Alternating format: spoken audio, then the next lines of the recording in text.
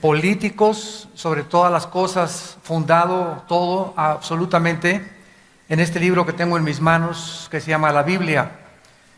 Y pues todos nosotros nos dimos cuenta el día de ayer que en las Naciones Unidas se ha llevado a cabo una votación y se han levantado diferentes dirigentes nacionales, internacionalmente conocidos por todas las personas en el mundo acerca de la situación en el Medio Oriente. Qué increíble que el Medio Oriente sea precisamente el centro de la discusión, de los problemas y de los debates políticos, y sobre todas las cosas que hace más de 60 años no se ha podido resolver. Bueno, en esta mañana con la conferencia El final de los imperios mundiales, vamos nosotros a darnos cuenta una vez más acerca de las maravillosas promesas de la Biblia. En el capítulo 44 del libro de Isaías, versículos del 6 al 8, tengo mucho eco, muchísimo eco.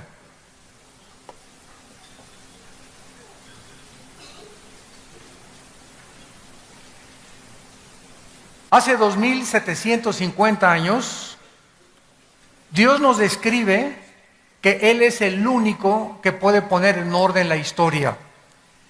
¿Y cuál es mi propósito en esta mañana? No solamente con este auditorio que tenemos, como decíamos anteriormente, estamos llevando a cabo la transmisión satelital de esta conferencia a millones de personas, a más de 68 naciones ya en el mundo, para que podamos comprobar que la Biblia ahorita es el único libro de todos los billones de volúmenes de literatura que existe en el mundo, que podamos nosotros estar atentos como a una antorcha que alumbra. No existe ningún otro libro sagrado, ningún otro libro de carácter filosófico ni científico que pueda decirte y confirmarte verdaderamente hacia dónde va la humanidad. Y hace 2750 años, el profeta Isaías escribió: así dice Jehová, Rey de Israel y su Redentor, Jehová de los ejércitos, yo soy el primero y yo soy el postrero. El Dios de la Biblia establece que Él es el principio y que Él es el final. Por lo tanto, solamente Él puede saber de dónde venimos, cómo comenzó todas las cosas, cuál es el origen del universo, el propósito de nuestra vida y hacia dónde se dirige la humanidad. Continúa diciendo: fuera de mí no hay Dios. ¿Y quién proclamará lo venidero? Lo declarará y lo pondrá en orden delante de mí, como hago yo desde que establecí el pueblo antiguo. Anúncienles lo que viene y lo que está por venir. No tengan miedo, no se amedrenten. No se los hice oír desde la antigüedad y se los dije, luego ustedes son mis testigos. No hay Dios sino yo, no hay fuerte, no conozco ninguno. En el capítulo 46 del mismo libro de Isaías, versículo 9 al 11, dice la Biblia: acuérdense de las cosas pasadas desde los tiempos antiguos, porque yo soy Dios y no hay otro Dios, y nada hay semejante a mí, que anuncio lo porvenir desde el principio y desde la antigüedad, lo que aún no era hecho, que digo, mi consejo permanecerá y haré todo lo que quiero, que llamo desde el oriente al ave y de la tierra lejana al varón de mi consejo. Yo hablé y lo haré venir, lo he pensado y también lo haré. Damas y caballeros, ¿cómo podríamos resumir la historia humana? Como una historia de naciones compitiendo una contra la otra por la supremacía política, militar y económica. Dice el Instituto para la Investigación de la Paz en Suecia y Estocolmo que aproximadamente de los 6,000 años de historia que el ser humano tiene, solo han habido 25 años de paz. En 6,000 años de historia, la historia nos muestra que el hombre ha estado continuamente en conflicto el uno contra el otro, nación contra nación, imperios contra imperios. La historia se puede resumir en que el ser humano está en guerra consigo mismo. Y como no tenemos paz nosotros en nuestra vida, tenemos que buscar la guerra contra los demás. La Biblia dice claramente que en el capítulo 11 del libro del Génesis se inició el primer intento del ser humano por levantar una torre, la famosa Torre de Babel, con el propósito de llegar al cielo. Dice la Biblia que en aquel tiempo toda la humanidad tenía una sola lengua y que aconteció que cuando los hombres salieron al oriente, llegaron a la altura de la llanura de Sinar. La tierra de Sinar es el paralelo o el sinónimo de Babilonia. Y la palabra Babilonia, que significa la puerta del cielo, es exactamente donde se encuentra la nación de Irak. Actualmente Irak es la nación donde estuvo el huerto del Edén. En Irak es la nación donde se cometió el primer pecado. En Irak es la nación donde se encuentran 4 ángeles, de acuerdo a Apocalipsis 9, atados junto al río Éufrates, que son los más poderosos ángeles de Satanás, esperando la tercera guerra mundial para ser desatados y causar el conflicto internacional para que unos a otros nos destruyamos. Irak, pues, de acuerdo a la Biblia, es la ciudad o la nación más nombrada después de Jerusalén. Jerusalén es la primera nación, Babilonia es la segunda nación más nombrada en la Biblia. En este intento, los seres humanos encontramos que tenían una sola unidad: gobernar juntos, que fue el principio de la democracia. La democracia no comenzó con los griegos ni con los romanos, la democracia comenzó en la Torre de Babel, el gobierno de los humanos, el gobierno del pueblo, para que el pueblo pueda gobernar sin tomar en cuenta a Dios. Aquí se inició el intento de la democracia. En segundo lugar, tenían un solo propósito: hacerse un hombre. Hagámonos un hombre. Aquí vemos el egoísmo y la ambición política que ha perdurado a través de todos los siglos. La mayor parte de los gobernantes suben al poder totalmente centrados en sus propios intereses. Muy poco les interesa el pueblo, por lo único que quieren, ¿verdad?, es la ambición y el poder. Y están dispuestos a cualquier cosa por tal de obtener el poder. Y finalmente encontramos la rebelión, que es edificar, hacer un proyecto, creer que la pobreza todavía es el problema del ser humano. Se sigue debatiendo en los foros internacionales, en las Naciones Unidas, que la pobreza es el problema del ser humano. Y no es la pobreza del ser humano, el problema somos nosotros mismos. Porque hasta que el corazón del hombre no se ha transformado, no puede haber equidad ni justicia a nuestro alrededor. Vemos pues estos 3 propósitos en la Torre de Babel. Cualquier intento, dice la Biblia, de un globalismo, de una unión global, de una unificación, llámese Liga de Naciones, OTAN, Naciones Unidas, etcétera, etcétera, cualquier esfuerzo del ser humano por tratar de traer la paz y la justicia al mundo será absolutamente inútil si no tenemos en cuenta a nuestro Creador. No somos capaces ni tenemos la inteligencia suficiente y tenemos demasiada maldad en el corazón para poder nosotros arreglar el mundo sin tomar en cuenta a Dios. Después de esto, encontramos en Génesis capítulo 12 que Dios escoge una nación, damas y caballeros, de todo el globo terráqueo. Y escoge a un hombre llamado Abraham para llamarlo de Irak, a fundar la nación hebrea o la nación judía. ¿Por qué muchas personas me han preguntado y estudiantes escogió Dios a los judíos?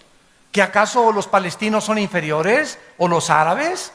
La cuestión es que Dios escoge un punto geográfico en el globo terráqueo para que en ese punto geográfico, que es Israel, se concentre en primer lugar la venida del Mesías o el Salvador del mundo.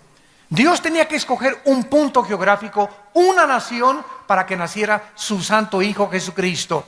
Si hubiera sido Italia, los franceses hubieran dicho, ¿y por qué no nosotros? Y si hubieran sido los ingleses, los alemanes hubieran dicho, ¿y por qué no nosotros? Si hubiera sido México, los guatemaltecos nos hubieran echado también el compromiso, ¿verdad? Es decir, nosotros teníamos el derecho más que ustedes de tener aquí la atención del mundo. La cuestión es que Dios escoge en su soberanía una nación para que nazca el Mesías, y fue la nación de Israel. Los judíos no son mejores que los árabes, no son mejores que los mexicanos, no son mejores que ningún otro ser humano, porque la Biblia dice en Deuteronomio 7 que por gracia los escogió y por el amor que Él tiene a la humanidad. En segundo lugar, Dios escoge una nación para que a través de esta nación tuviéramos los 66 libros que forman las Sagradas Escrituras. Él tenía que escoger un pueblo donde el hebreo es uno de los lenguajes más completos y más profundos de toda la humanidad. En segundo lugar es el griego, porque el hebreo era el idioma que Dios escoge para que se escribieran las Escrituras. En tercer lugar, para que en Israel se concentrara la atención mundial desde hace 6,000 años. Y de hace 6,000 años hasta el siglo XXI, Israel es el centro de la envidia, de la discordia, del odio, del antisemitismo. Hasta este momento, los sociólogos, los arqueólogos, los antropólogos no han podido entender por qué Adolfo Hitler odiaba a los judíos. ¿Por qué se volvió de Rusia, Inglaterra y Estados Unidos en su ataque contra los judíos cuando ni siquiera eran una nación? Era un odio inexplicable que tenía él que destruirlos totalmente. Solo la Biblia nos muestra por qué ese odio de los poderes invisibles de maldad contra ese pueblo, precisamente porque a través de ese pueblo tenemos la única verdad absoluta que es la Biblia, y a través de ese pueblo Dios levantó al Mesías, al Salvador del mundo. Y finalmente Dios funda la nación hebrea para que sea en Israel donde se cumplan las profecías de los últimos tiempos, como a continuación vamos a desarrollar. Después de que Dios funda la nación hebrea a través de los 12 hijos de Jacob, de las 12 tribus, ellos tienen que huir a Egipto. Y encontramos en la historia que antes de los sumerios y de los asirios, la civilización egipcia es una de las más antiguas, sino que es la más antigua de la humanidad. ¿Cómo sabemos esto? Simplemente las pirámides de Giza. La pirámide de Giza o la pirámide de Keops, Kefren y Miserino son las construcciones más absolutamente maravillosas y es la séptima maravilla del mundo que queda en la historia de la humanidad, las pirámides de Egipto. Nadie sabe hasta este momento. Yo he buscado y ahondado en especulaciones, en arqueólogos, en antropólogos que dicen que tienen 4,000 años, que tienen 3,500 años, que fueron levantadas antes del diluvio universal, pero las pirámides de Egipto nos dan testimonio de la increíble antigüedad y de las matemáticas, la astronomía y la física que se necesitaron sin computadoras, sin herramientas modernas, para haber levantado esos monumentos de casi 15 toneladas cada una de las piedras, que hasta ahorita nadie puede explicar cómo pudieron haber trabajado en esta construcción. Los hebreos son llevados a Egipto, son oprimidos por aproximadamente 70 años, y vemos que precisamente Dios los saca de Egipto por la mano milagrosa de Moisés a través del Mar Rojo, y los trae otra vez a la tierra de Canaán. En los últimos años, Egipto fue el único país que mantuvo un tratado de paz con Israel. Hace 30 años, el presidente Mubarak, que acaba de ser derrotado, firmó un tratado con Israel. El presidente Assad, que estaba antes que Mubarak, había firmado un tratado de paz y lo asesinaron. Entonces Mubarak firma el tratado de paz y durante 30 años Israel está protegido por Egipto y por el otro lado por Jordania. Además que Inglaterra y Estados Unidos seguían apoyando a la nación de Israel. Acaban de derrotar a Mubarak, como todos ustedes lo saben. La hermandad musulmana tomó el poder y ahorita hay un espíritu en el Medio Oriente de derrocar a todos los dictadores que apoyen a la nación de Israel. La única nación que falta por ser derrocada es Jordania. Y ya están, hace 4 o 5 días, ya sacaron la embajada de Israel de Jordania los judíos, porque querían atacarla como la atacaron en Egipto. Y cuando tomen Jordania, damas y caballeros, Jesucristo dijo en Lucas 21:20 que cuando Israel estuviera rodeada por ejércitos, sabríamos que nuestro fin había llegado, que nos encontrábamos al final de la última generación. Vemos después de Egipto que se levanta el imperio de los asirios. En el año 722 a.C., los asirios toman a los judíos y se los llevan cautivos. En la guerra de 1967, el mes de junio, los judíos tomaron las colinas del Golán, que son exactamente la frontera con Siria. Y cuando los judíos tomaron las colinas del Golán, hasta el día de ayer, el presidente Mahmoud Abbas del Estado palestino acaba de demandar ante las Naciones Unidas y ante las 194 naciones del mundo que el Estado palestino quiere no solamente tener territorio dentro de Israel, sino que le devuelvan las colinas del Golán, que le devuelvan la franja de Gaza y que devuelvan la franja oriental, lo que era antes Cisjordania, donde estaba Judea y Samaria.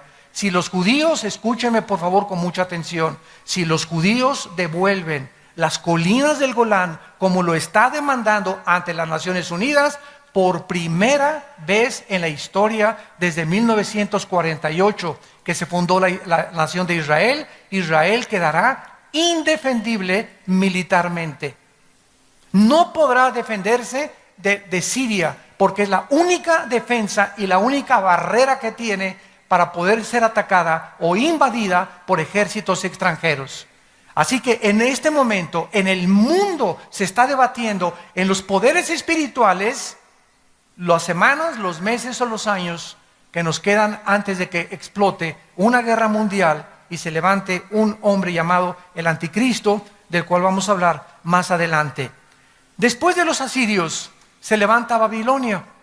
Babilonia es uno de los imperios más interesantes porque el rey Nabucodonosor mandó edificar los famosos jardines colgantes de Babilonia, que se constituyeron en una de las séptimas maravillas del mundo. Babilonia es el primer imperio de la Biblia y de la historia, donde comienza lo que dice Cristo en Lucas 21:24, el tiempo de los gentiles. Vamos a ver, para muchas personas que no están doctas todavía en la historia bíblica, desde que fue fundado Israel hasta el rey Nabucodonosor en Babilonia, hubo imperios grandísimos como los asirios, ya los vimos, los egipcios, los sumerios, que no tuvieron problemas relevantes con Israel. Sin embargo, el rey Nabucodonosor, 100 años después de que los asirios en el año 722 atacan a los judíos, Nabucodonosor conquista y sitia Jerusalén y se lleva a los judíos cautivos hacia Babilonia. Dentro de estos cautivos iba un hombre llamado Daniel, con 3 amigos que pertenecían a la clase media alta de los judíos.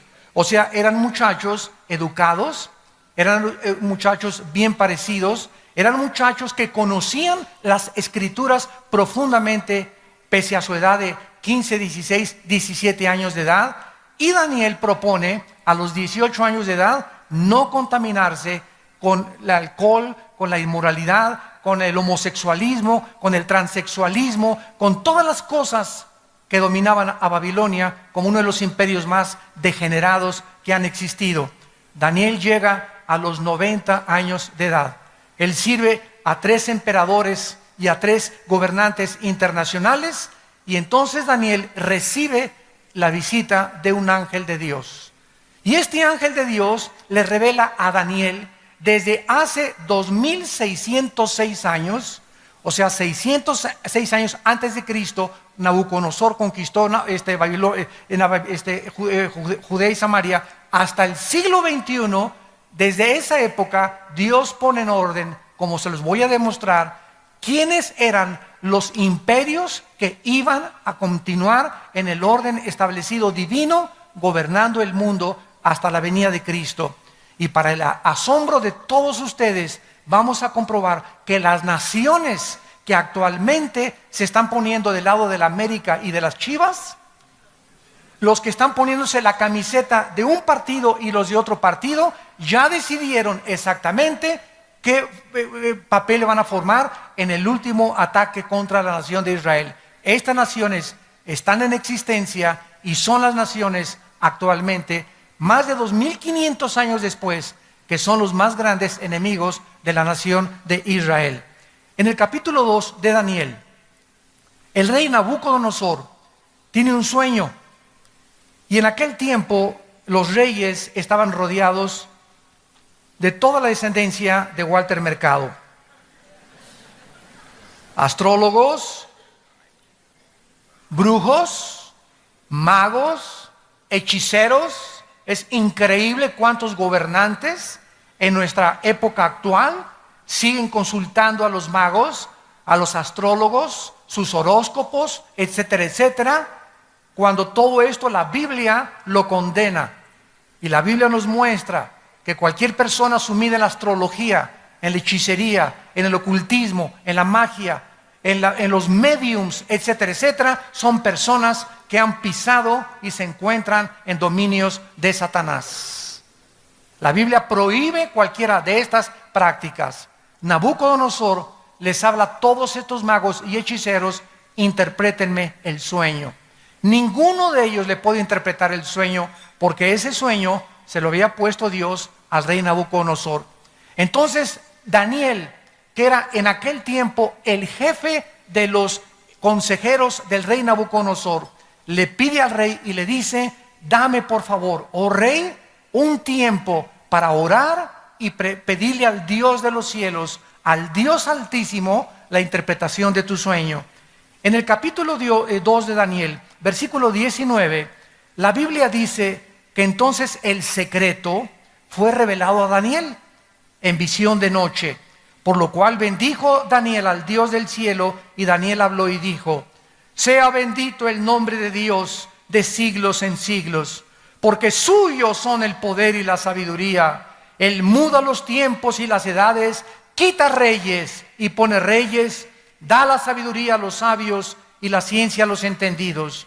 Él revela lo profundo y lo escondido, conoce lo que está en tinieblas y con él mora la luz. Y más adelante le dice en el versículo 36, rey Nabucodonosor, este es el sueño. El rey Nabucodonosor, antes de interpretar esto, había visto un sueño con una estatua gigantesca. La estatua tenía la cabeza de oro. El pecho y los brazos de la estatua eran de plata.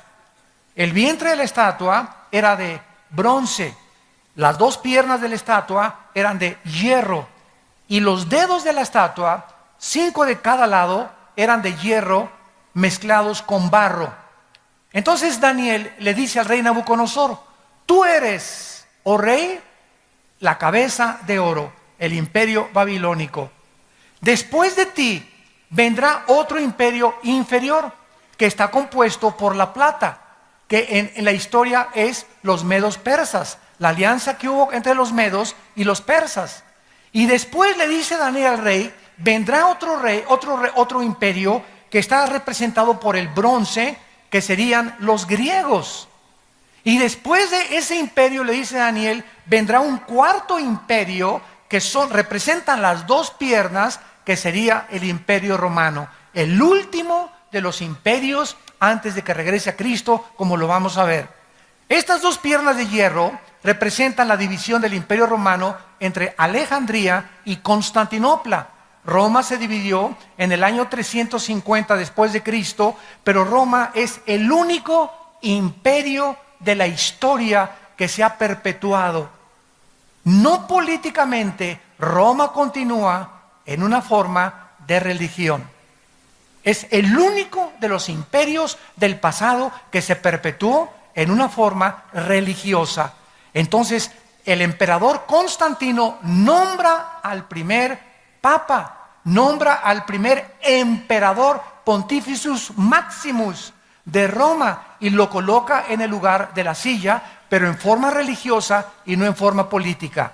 Muy bien, veamos nosotros en los 4 metales, oro, plata, bronce y hierro, el deterioro de los imperios a través de los siglos.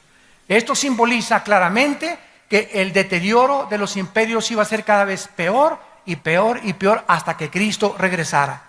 En segundo lugar, de acuerdo a esta visión, Dice el capítulo 2, versículo 43 en adelante: así como viste el hierro mezclado con barro, se mezclarán por medio de alianzas humanas, pero no se unirán. Versículo 44, y en los días de estos reyes, el Dios del cielo levantará un reino que no será jamás destruido, ni será el reino dejado a otro pueblo. Desmenuzará y consumirá a todos estos reinos, pero él permanecerá para siempre. De la manera que viste que del monte fue cortada una piedra, no con mano, el gran Dios ha mostrado al rey lo que ha de acontecer en los últimos tiempos, en el futuro o en el porvenir. Damas y caballeros, cuando esta estatua estaba erigida y Daniel le interpreta el sueño, una piedra vio Daniel que caía contra los pies de la estatua, o sea que de Roma surgen los 10 dedos mezclados de hierro y de barro. Los 10 dedos representan la última forma de gobierno mundial del anticristo. No va a haber más imperios, no va a haber ninguna nación que se levante hasta que oigamos que en Europa se van a juntar 5 naciones con 5 naciones del Medio Oriente. El hierro representa el Imperio Romano, el barro representa el Medio Oriente. Cuando oigamos que se juntan 5 naciones del Medio Oriente con 5 naciones de Europa para formar una confederación política y económica, entonces de ahí surgirá el futuro gobernante diabólico mundial que la Biblia llama el anticristo. No antes, no podemos especular hasta que no se haga este tratado. Lo más interesante es que en este momento hay una recesión económica mundial. En este momento el mundo está atravesando una recesión económica internacional. Y lo que más me sorprende es que Grecia aparece en la Biblia como una de las naciones, ya vimos que forma parte de la estatua del anticristo, y ahorita Grecia está provocando la caída de la Unión Europea. Acabo de comprar ayer la revista El Economista, y dice que en la Unión Europea están tratando ahorita de sacar a Grecia para quitarse el peso que les está causando los trillones de dólares que Grecia debe de endeudamiento. Después de Grecia está España, ¿verdad? Irlanda, que están tratando de hundir la Unión Europea. Sin embargo, hay muchos que no quieren deshacerse de Grecia todavía, pero a ese grado está llegando la Unión Europea, porque el euro, por primera vez en la historia, está a punto de ser totalmente desmoronado. Toda esta situación que está pasando en Europa, la situación que está pasando en Medio Oriente, los climas, los tsunamis, los ataques, satélites cayéndonos en la cabeza, las radiaciones del sol, los cambios climatológicos, todo esto se está conjugando exactamente para que llegue el punto donde Jesucristo dijo que el mundo llegaría. Muchos de ustedes siguen todavía con Triunfo del Amor y con sus telenovelas y por acá y por allá queriendo hacer dinero. Otros hombres siguen adulterando y buscando una mujer que los haga felices, mujeres que viven en el salón de belleza con 10 cirugías plásticas tratando de mantener la belleza, etcétera, etcétera. El mundo sigue en el purrún, purrún. Y Cristo dijo, como en los días de Noé estaba la gente bebiendo y trabajando, y no hay nada de malo en todo eso, pero la gente no le importaba a Dios. Y llegó el momento, damas y caballeros, porque para esta hora hemos nacido, para que nuestros hijos cuando crezcan, ellos puedan saber que nosotros no permanecimos impávidos ante la situación y que levantamos la bandera de la verdad hasta el final de los tiempos. Tenemos que influir a nuestra generación y tenemos una sola vida para hacerlo. Levantar los valores morales otra vez en México, levantar otra vez la Biblia, levantar al mundo y decirle, somos personas, agentes morales, responsables delante de Dios. Y estamos a punto de entregar, el Titanic se está hundiendo. El mundo se está hundiendo ante nuestro alrededor y la gente como en el Titanic, ja, ja, ja, jojiji, jojojo, tomando y chupando y por aquí y por allá y el barco hundiéndose. Así está el mundo a nuestro alrededor. La gente cada vez está peor, la inmoralidad, la degradación, las perversiones sexuales, matrimonios entre hombres con hombres, mujeres contra mujeres. ¿Ustedes creen que Dios está contento con todo esto? ¿Y nos enojamos porque hay catástrofes? ¿Y porque si Dios es bueno manda tsunamis? Nosotros hemos escogido precisamente el mundo que estamos viviendo y hemos hecho del mundo lo que el mundo ha hecho ahorita. El mundo ahorita es un basurero de inmoralidad y de depravación moral. Y muy poca gente está consciente, y dice la Biblia que cuando Cristo venga, vendrá como ladrón en la noche. Vendrá de repente sobre tu vida, y si Cristo no viene en 2 años o en 4 años, prepárate el día de tu muerte para encontrarte con el juez de toda la humanidad. Porque tú y yo vamos a dar cuentas de nuestra vida y de lo que hicimos mientras estábamos en este cuerpo. Vemos nosotros entonces que de acuerdo a la Biblia, la última forma de gobierno mundial no iba a ser Rusia. Qué increíble es esto. No iba a ser Estados Unidos, no iba a ser Inglaterra, no iba a ser Alemania, no iba a ser una sola nación. La última forma de gobierno mundial iba a ser la unificación de 10 naciones que representan los 10 dedos de la estatua de la profecía de Daniel, con una mezcla del hierro, Europa, con el barro, el Medio Oriente. Y en los días de estas 10 naciones que el anticristo gobernará, es cuando Jesucristo regresará en su segunda venida. Vamos a analizar la historia para ver la exactitud de las profecías bíblicas. Es interesante que desde el Imperio Romano hace 2000 años, ninguna nación, ningún imperio ha vuelto a surgir. Hasta el siglo XX, damas y caballeros, los otomanos o los turcos trataron junto con Inglaterra, hasta después de la Segunda Guerra Mundial, de controlar el Medio Oriente. Viene la Segunda Guerra Mundial y termina en 1914, más o menos, y en el 18 los ingleses tratan de esparcirse y expandir su imperio por todo el Medio Oriente y de apoderarse del Medio Oriente, tratando de colonizarlos. Y vemos entonces que Inglaterra saca a los otomanos y entonces llega la Segunda Guerra Mundial.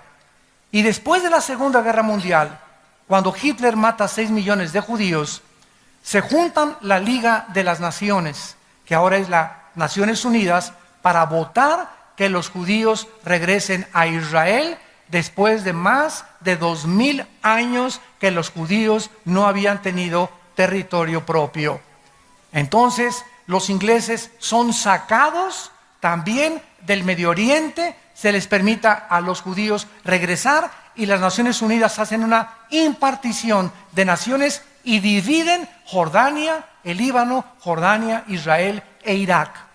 Le asignan a Israel ciertas zonas geográficas, a Jordania ciertas zonas geográficas, a Siria ciertas zonas geográficas. Ellos hacen toda la repartición de lo que es el Medio Oriente. Entonces, después de la Segunda Guerra Mundial, ¿quién ganó? Los Estados Unidos de Norteamérica, junto con Inglaterra y José Stalin de Rusia. Le ganaron a Mussolini de Italia, a Hitler y a los japoneses. Estados Unidos surge en 1948 como la nación que iba durante aproximadamente 60 años a tener la supremacía política, militar y económica. Surge Estados Unidos en el 48 y en el 50, 2 años después, la Unión de Repúblicas Socialistas Soviéticas surgen para competir contra Estados Unidos por el control del mundo, por la supremacía política, económica y militar. Esto se llama desde 1950 a 1989, la Guerra Fría. ¿Qué significa esto? No hubo intercambio de misiles, no se bombardearon el uno al otro. La última amenaza fue cuando Nikita Khrushchev amenazó con misiles en Cuba bombardear Estados Unidos. El presidente John Kennedy en los 60 saca los misiles, le dice a Nikita, si no los sacas, le entramos a la guerra. Gracias a Dios Nikita los sacó y los regresaron a Rusia.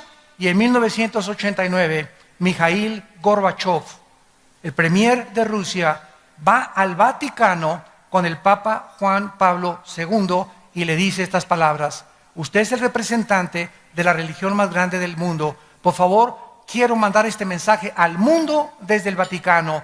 Rusia y el sistema comunista fracasó. Así lo dijo Mikhail Gorbachev. Ahora vamos a desarrollar otra filosofía que se llama la perestroika, donde vamos a reconocer que es un sueño utópico, creer que el comunismo puede sobrevivir sin el capitalismo. Entonces, los rusos concluyeron de que habían jugado una payasada, habían jugado una tontería, ¿verdad? Una farsa, porque tenían 12 años, desde 1979 casi al 89, que Rusia se estaba muriendo de hambre. Se estaban muriendo de hambre, pero querían aparentar ante el mundo de que todo estaba muy bien con el puro disfraz y con el puro maquillaje. Gorbachev dijo, ya no puedo más, no podemos sobrevivir, nos necesitamos unos a otros.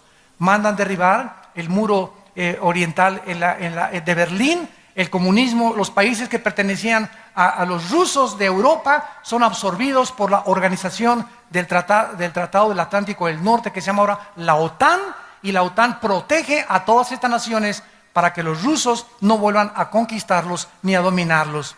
Y así llegamos nosotros claramente hasta el año 2009, hace 2 años para atrás. ¿Qué pasó hace 2 o 3 años?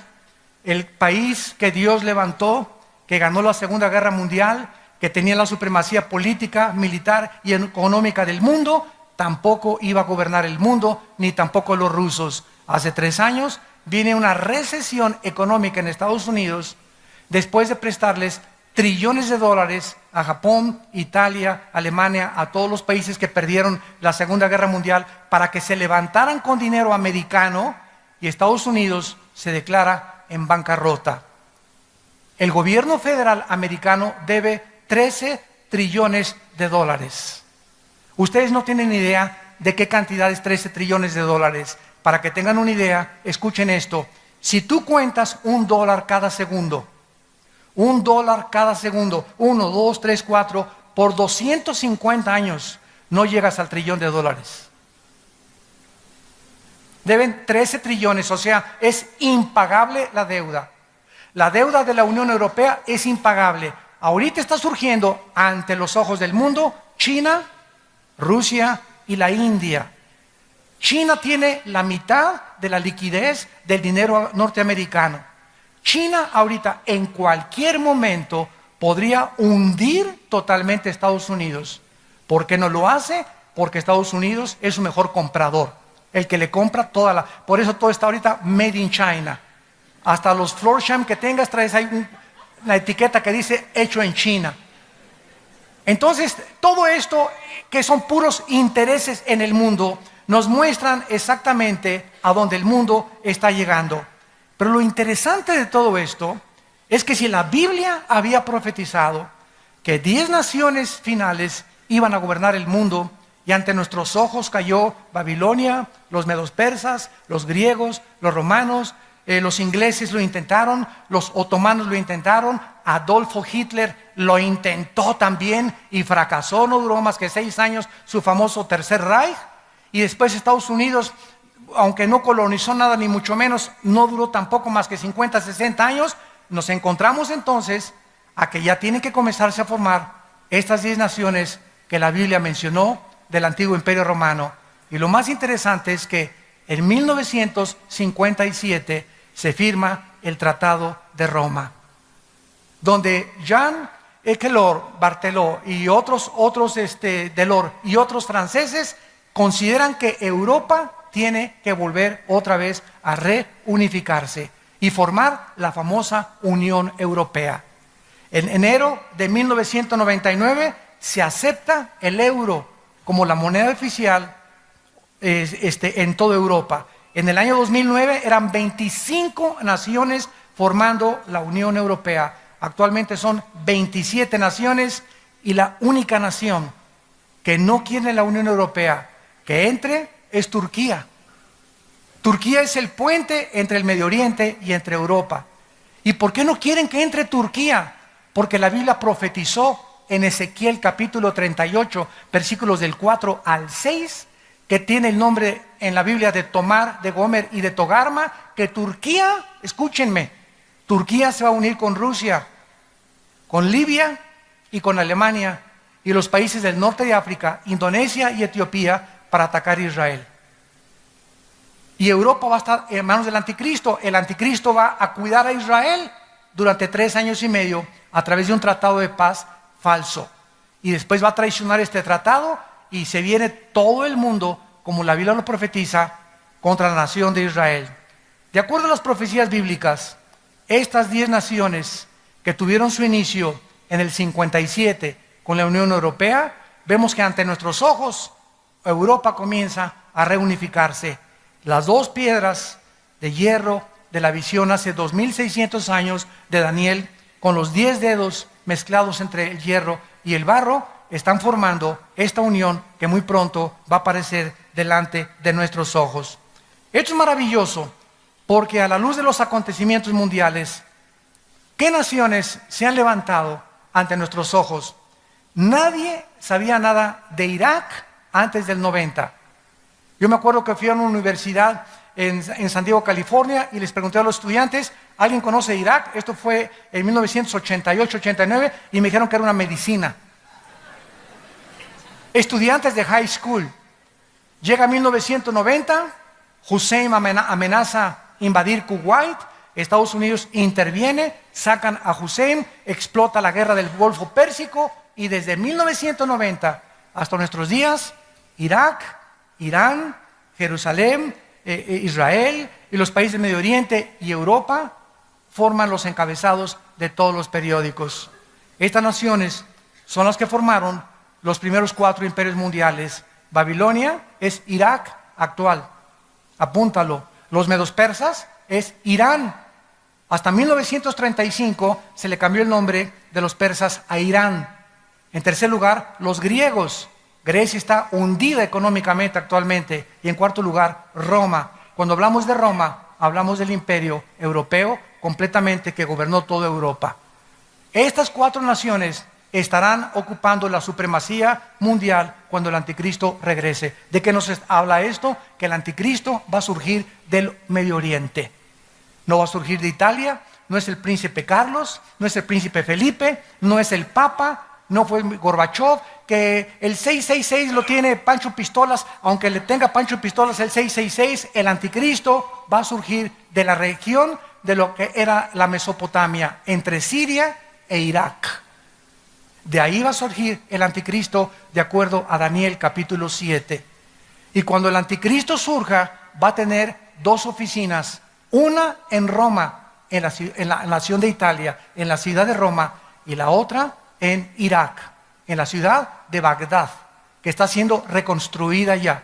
Y desde ahí el anticristo mandará marcar a todos los seres humanos con la marca del 666. Pero antes de todas estas cosas, la Biblia nos muestra que habrá la tercera guerra mundial. Dice en Apocalipsis capítulo 16, que el anticristo reunirá a las naciones del mundo. Y esto es interesantísimo, porque yo me pregunté hace algunos años, ¿por qué quieren destruir a Israel? ¿Por qué la guerra del Armagedón, que se va a librar en el Valle del Megido? Los que han ido a Israel, los invitamos, vamos a ir el próximo marzo del año que entra. Yo voy a encabezar esta expedición a Israel, vamos a visitar todos los lugares y vamos a ver claramente dónde fueron las guerras, dónde van a ser las guerras, etcétera, etcétera. En el Valle del Megido, Napoleón dijo, en este lugar se librará la tercera guerra mundial. Él sin conocer la Biblia. Bueno, ahí en el Valle del Megido se va a lograr la tercera guerra mundial, pero ¿por qué Israel? ¿Por qué se van a juntar las naciones, como dice la Biblia, contra Israel? ¿Qué tiene de interesante? Un punto no es más grande que el estado de Nueva Jersey, Israel, contra 22 naciones árabes, con más de 25 millones de árabes alrededor. Es que, de acuerdo a la Biblia, escúchenme bien, Israel va a encontrar petróleo. Y el petróleo que surge en Israel, si ahorita lo odian, va a ser con odio jarocho. Porque si ahorita quieren expulsarlos de ahí sin tener ninguna razón absoluta, cuando encuentren petróleo va a ser la manzana de la discordia, donde lo dice Ezequiel 38, dice vendrán a arrebatar despojos, que es la palabra hebrea para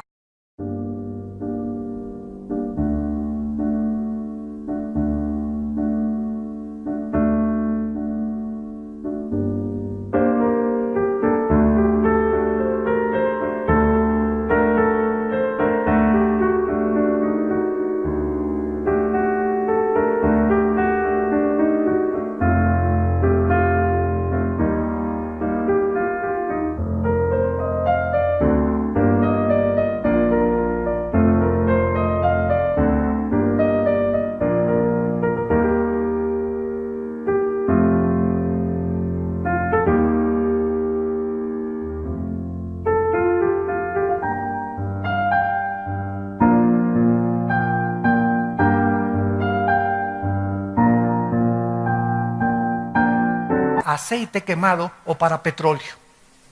Y esta es la razón por la cual se va a convertir todavía más grande la manzana de la discordia, y se reunirán para atacar y controlar el centro geográfico del planeta Tierra, donde el 65% de la producción petrolera se encuentra concentrada en el mundo.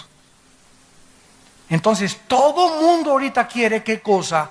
Gobernar el Medio Oriente. ¿Por qué? Porque ahí se encuentra el precioso oro negro, como le llaman en Europa. El oro negro. El que controle el petróleo pone de rodillas al mundo. Estados Unidos consume el 50% de la producción petrolera mundial, seguida por China, Rusia y Alemania. Imagínense ustedes un boicot de petróleo contra Estados Unidos. ¿Quién está impidiendo que los árabes ahorita no boicoteen Estados Unidos? Europa está entrando como mediador con los árabes, porque Europa le compra petróleo a los árabes, y los árabes necesitan, como China, compradores. Son puros intereses de dinero. Todo se mueve a través de los intereses monetarios, desgraciadamente, en el mundo que vivimos. No debe ser así con nosotros. La Biblia dice en la primera carta a los tesalonicenses, para terminar, que cuando Cristo venga, el mundo se va a encontrar en una situación en la que podemos darnos cuenta que ya tenemos los días contados. Y dice el apóstol Pablo en esta primera carta, capítulo 5, acerca de los tiempos y de las ocasiones: no tienen necesidad, hermanos, de que yo les escriba, porque ustedes saben perfectamente que el día del Señor vendrá como ladrón en la noche, que cuando digan paz y seguridad, va a haber, tal vez esta próxima semana, y yo no soy profeta, lo dice la Biblia, tal vez la próxima semana, o tal vez mañana, o tal vez el mes que entra, pero en estos meses va a explotar una guerra en el Medio Oriente, o tal vez en un año. ¿Por qué? Porque es insoportable que ahorita los judíos puedan aceptar las condiciones de un Estado palestino. Es absolutamente impensable, porque sería entregarse totalmente al suicidio. Netanyahu dijo hace 2 días en las Naciones Unidas: si nos atacan y nos quieren a través de las armas sacarnos de Israel, vamos a usar la operación Sansón. ¿Qué hizo Sansón antes de morir? Señor, dame fuerzas, perdona mis pecados, pero permíteme morir junto con ellos, con los filisteos. Y Sansón se agarró de 2 columnas en el libro de los Jueces, empujó las columnas y murió junto con todos los filisteos.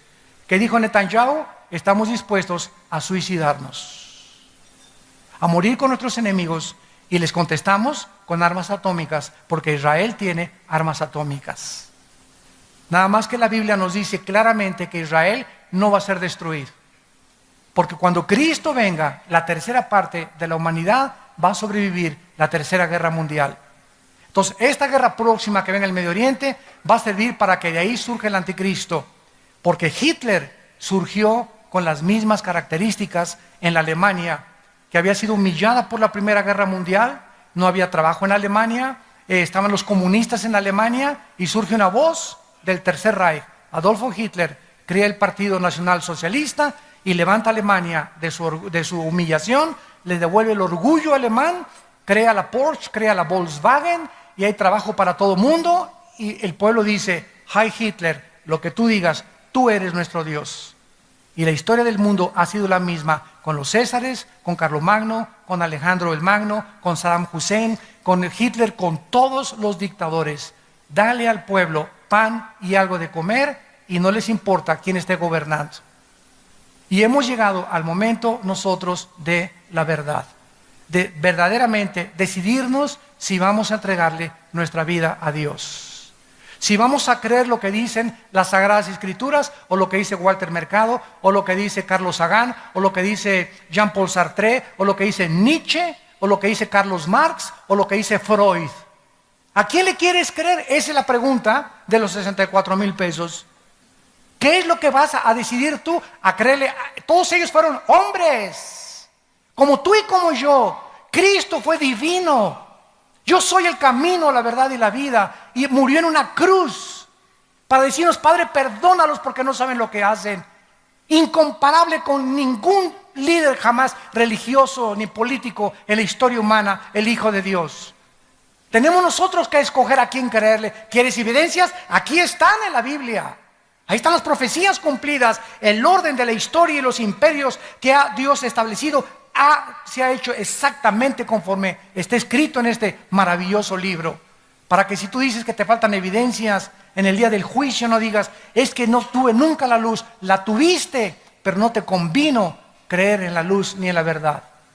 El mayor problema de los ateos no es la falta de evidencias ni su intelectualidad.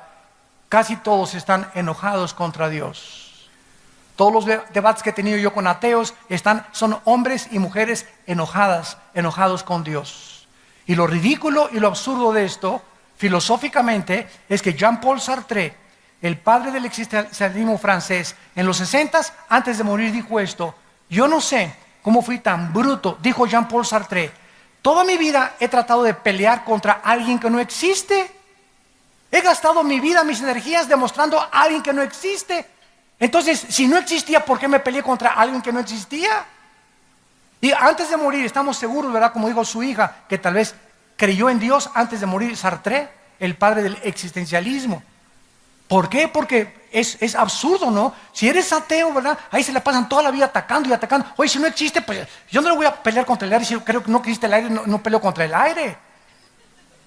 Pero es el absurdo de la irracionalidad del pensamiento del ser humano, que el hombre no es racional, el ser humano es emocional. Las emociones los mueven antes que la razón. La razón nos dice: pienso, luego existo, existo, luego vivo. Vivo, tiene que haber una causa, el diseño, el orden, el sol, la luna, la composición estructural de una célula, la sangre, los animales, todo lo que existe me habla de un creador. Veo un cuadro, tiene que haber un pintor. Veo un edificio, tiene que haber un arquitecto. Veo una escultura, tiene que haber un escultor. Detrás de todo tiene que haber alguien. No podemos sumergirnos en la desesperación que estamos transmitiéndoles a nuestra generación y a nuestros propios hijos, donde se sigue ilustrando que somos ateos y que Dios no existe y que venimos del chango, por eso se portan como changos tus hijos. Damas y caballeros, estas conferencias tienen solo un propósito: volver otra vez a levantar la verdad en México y en el mundo entero. Y que el mundo vea la luz. Y ya si tú no quieres ver la luz, que nosotros podamos decir: hicimos lo que teníamos que hacer con nuestra generación. No nos quedamos callados. Para esta hora hemos nacido y tú tienes en esta mañana la oportunidad de entregarle tu vida al Hijo de Dios. ¿Lo harás o saldrás por esa puerta como entraste? Vacío, confundido, de filosofía en filosofía, de mujer en mujer, de botella en botella, de droga en droga, siempre buscando y sin encontrar. Jesús te dice esta mañana: yo soy el camino. Ven a mí y, como dice la Biblia, ríos de agua viva saltarán dentro de tu ser. Les pido por unos instantes que inclinen su cabeza. Así, con tu rostro inclinado. La Biblia dice que Jesucristo dijo que era la resurrección y la vida, y que nadie iba al Padre si no era a través de Él. Que Él es el pan que descendió del cielo y dio su vida para alimentarnos. Él es la luz, y los que le siguen no volverán a vivir en tinieblas. La Biblia dice que Él murió en una cruz para pagar por tus pecados y por mis pecados, para que tú no sufrieras la condenación eterna. Él herido fue por nuestros pecados, molido por nuestras rebeliones. El castigo de nuestra paz fue sobre Él, y por sus llagas hemos sido nosotros curados. Él, que no conoció pecado, por nosotros se hizo pecado, para que nosotros fuésemos hechos la justicia de Dios en Él. Mas Dios muestra su amor para con nosotros, en que, siendo aún pecadores, en el estado en que tú te encuentras en este momento, Dios dice que Él te ama. Dios te ama Y Dios te está llamando para perdonarte, para darte una nueva vida, para con su sangre preciosa lavarte de tus maldades, iluminar tu cerebro para que conozcas la luz y los pocos años de vida que nos quedan, vivirlos en la luz, vivirlos en paz, con la seguridad que cuando muramos le veremos cara a cara, porque Él así lo dijo: voy a preparar lugar para ustedes, para que cuando yo regrese por ustedes, ustedes estén conmigo y ya nunca nadie nos volverá a separar. ¿Qué tengo que hacer?, me preguntarás, para poder invitar a Dios a mi vida. Ahí desde tu lugar quiero decirte que no es coincidencia que hayas venido a este desayuno. Tú tenías una cita con Dios. Dios en su misericordia por tu vida y en su amor por ti y por tu familia te ha traído para que escuches su voz a través de la Biblia y le puedas decir ahí desde tu lugar estas palabras: Señor mío y Dios mío, perdona mis pecados. Creo que en la cruz tu Hijo pagó con su sangre en mi lugar. Creo que a los 3 días lo resucitaste de entre los muertos. Y porque vives, Jesús, porque sé que estás resucitado, te pido que entres a mi vida como mi Señor y mi Salvador. Lávame con tu sangre preciosa, cambia mi manera de pensar, transforma y permíteme, con el poder que me das, de conquistarme primero a mí mismo, a mí misma, para después querer cambiar a los demás. Oramos por México. Oh Dios, trae la paz a nuestra patria. Dale sabiduría a nuestro presidente, a cada gobernante de cada uno de nuestros estados, y permítenos en México levantar la bandera de la verdad. Danos los estadios, Señor, danos los lugares públicos, danos las escuelas para anunciar al mundo la única verdad que existe, que es tu Hijo Jesucristo, en quien oramos y te damos las gracias. Amén. Gracias a Dios por esta palabra. En esta mañana, todos ustedes que por primera vez hicieron esta decisión, invitando a Jesús a sus vidas, nos gustaría conocerlos y nos gustaría saludarlos y bendecirlos. Si tú hiciste esta oración ahí desde tu lugar en esta mañana, te pido que te pongas de pie. Párense todos los que hicieron esta oración invitando a Jesús. Miren cuánta gente, gracias a Dios.